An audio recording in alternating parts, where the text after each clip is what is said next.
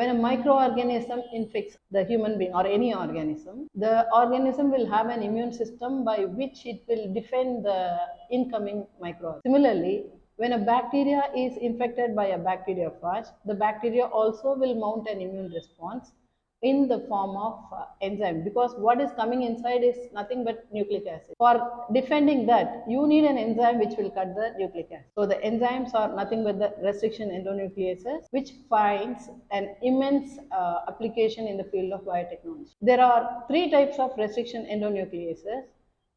Type 1, type 2 and type 3. Endonucleases, by the name itself we know these are the enzymes which will cut the phosphodiester bond in between the DNA molecule, not from the corners, not from the ends. Somewhere in between they will be removing the phosphodiester bond. And if I say it is restriction endonuclease, it is going to cut at a specific place, not at any place. It will not go and do that. It will cut at a specific place. That is why it is called as restriction endonuclease. Coming to the types, there are three types. The first type of restriction endonuclease is the one which will recognize a sequence, two sequences. It recognizes two sequences which is of 4 to 3 nucleotides and 4 to 5 nucleotides, which are separated by 6 to 8 nucleotides. After recognizing, it will move along 1000 base pairs and then it will make a cut in that. And this enzyme requires cofactors like ATP, S-adenosyl methionine and magnesium for its activity.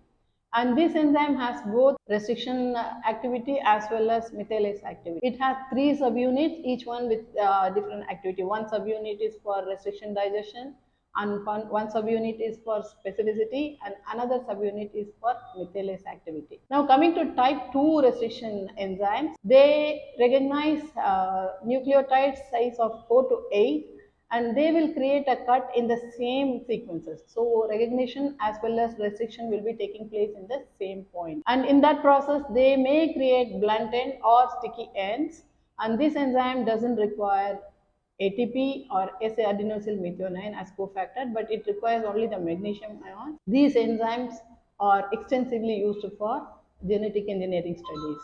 Now coming to type 3 restriction endonucleases, they also require 2 recognition sites and they will be cutting 25 to 27 base pairs after recognizing the sequences. Here this enzyme also requires ATP and magnesium ion. This enzyme has both restriction activity as well as methylase activity. I should be telling you about methylase activity. See, the incoming material is just the DNA from bacteriophage. So the bacteria also will have the DNA.